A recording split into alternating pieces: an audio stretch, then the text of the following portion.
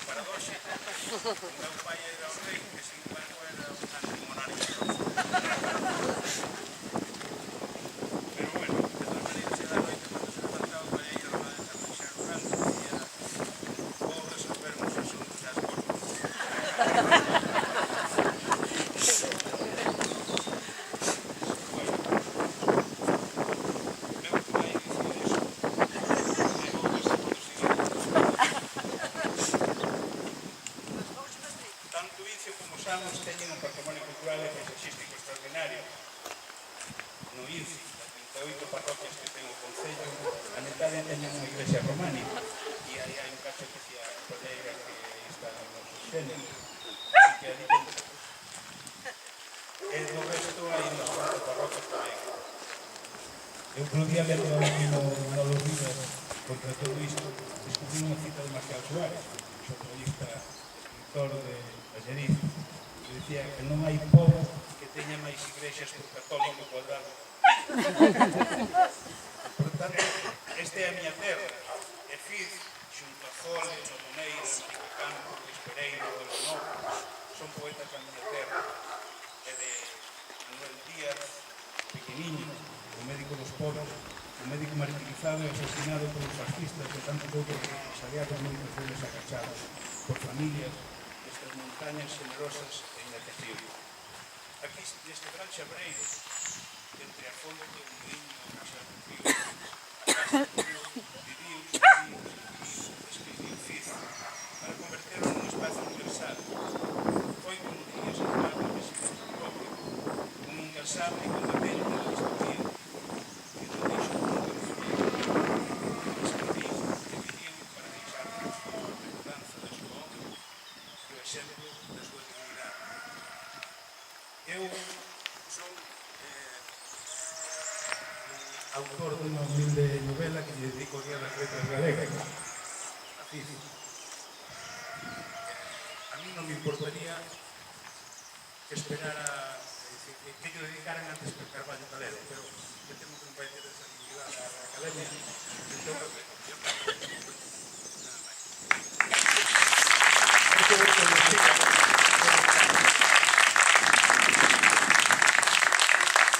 Bueno, eu supoño que as minhas compañeiras e os compañeros do Coro de Solfa, de Santiago, ainda que moitos nos coñeceres, outros non, creo que hoxe para nós foi unha auténtica descoberta chegar hasta aquí. Eu a verdade que coñezo Samos, pero a verdade que isto o descoñecía.